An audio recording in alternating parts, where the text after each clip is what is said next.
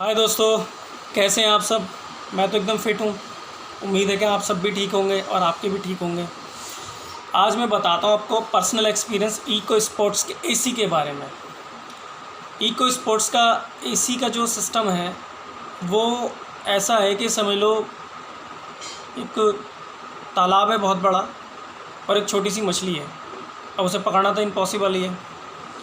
तो इसका मतलब ये है कि आपको क्या करना है, इको स्पोर्ट्स का कभी भी कहीं भी एसी सिस्टम में कभी भी कोई भी गड़बड़ हो जाए तो उसमें आपको उस कंडीशन में अगर आपको कोई मैकेनिक बोलता है या एसी वाला बोलता है कि भाई हाँ भाई आपका एसी ख़राब हो गया जी,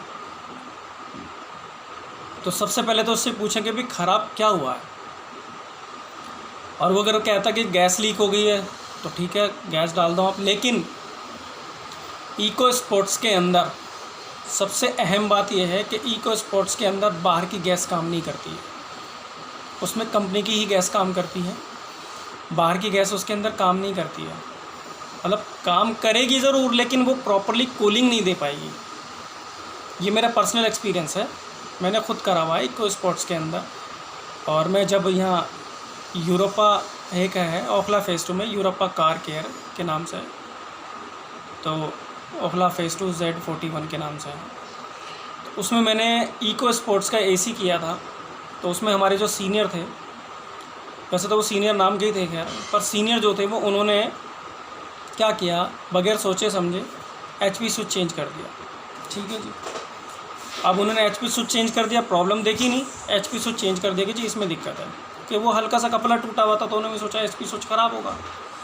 अब एचपी स्विच उन्होंने चेंज कर दिया। उसके बाद में क्या किया उन्होंने कि जी इसका कंप्रेशर ख़राब है। अब उन्होंने कंप्रेशर जो है वो कश्मीरी गेट से मंगा लिया। कश्मीरी गेट का जो कंप्रेशर था वो देखने में फोमोको कंपनी का ही था, बट वो ओरिजिनल फोमोको नहीं था, वो था क्लच मोड, इलेक्ट्रिक जो कॉयल होती है मैग्नेटिक कॉयल, वो वाला था। और जो गाड़ी में जो आता है, जिस तरीके का स्कोडा में आता है कंप्रेसर, जिस तरीके से कूलिंग होगी वो स्विच लॉक कर देगा गैस को, और जैसी जैसे कूलिंग कम होती रहेगी स्विच खोलता रहेगा ऑटोमेटिकली, गैस उसी हिसाब से पास होती रहती है। तो वो स्विच ऑन ऑफ चलता रहता है, तो गैस उस हिसाब से चलती रहती है। अब क्या है कि इन गाड़ियों में जिसमें इलेक्ट्रॉनिक स्विच लगा होता है उसमें क्लच मोटर सिस्टम नहीं होता, जिसमें जो कंप्रेसर डायरेक्ट चलते हैं, जिसमें मैग्नेटिक कॉइल नहीं होती है, उसमें गैस कंटिन्यू चलती है।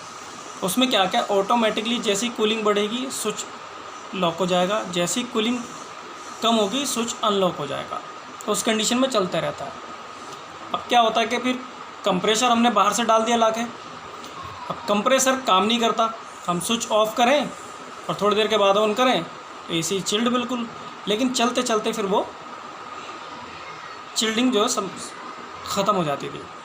तो हमने बहुत सारे लोगों से पता करा, भाई नहीं ख़राब है, कूलिंग कोयल ख़राब है, आपकी कूलिंग कोयल में ज़्यादा कूलिंग हो रही है, बर्फ़ जम रही है, ये वो।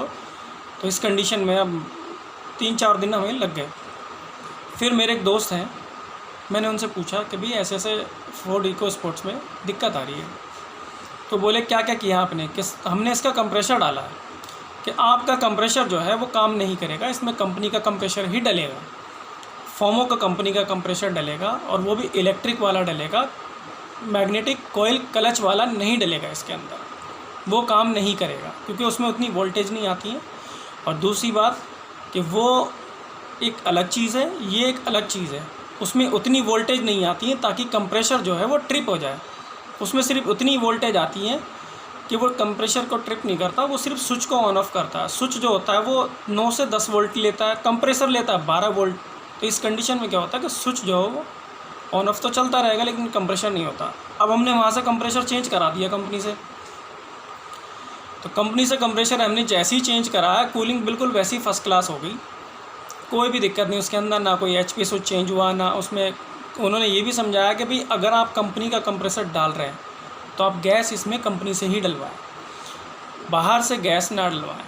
कंपनी का कंप्रेशर है, थोड़ा सा मेंटेनेंस ज़्यादा लगता है, लेकिन इको स्पोर्ट्स की जो फोर्ड की गाड़ियां हैं जिसमें क्लच एसी कंप्रेशर नहीं है, जो इलेक्ट्रॉनिक कंटिन्यू चलने वाला, उसमें आप कभी भी जो है बाहर से ना गैस डलवाएं, और ना ही बाहर से उसमें आपका क्या कहते हैं कंप्रेसर डलवाएं। फोमोको कंपनी आती है, फोमोको का जेन्युइन फोर्ड का जो है वो कंपनी डाल के देती है, ज़्यादा खर्चा भी नहीं है उसके अंदर। 17-18 हज़ार रुपये का कंप्रेसर है और तकरीबन बाहर भी आपको जो होगा कम से कम 13 हज़ार रुपये का कंप्रेसर है, कंपनी में 17 हज़ार रुपये का, 4 हज़ार रुपये एक्स्ट्रा है।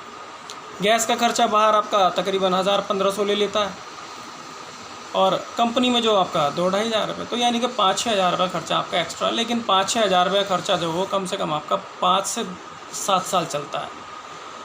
तो कोशिश करें आप बाहर से जो है कंप्रेसर अगर डलवाएं तो जेन्युइन डलवाएं और सेकेंड हैंड डलवा लें आप, लेकिन नया कंप्रेसर कश्मीरी गेट से लाके ना डालें।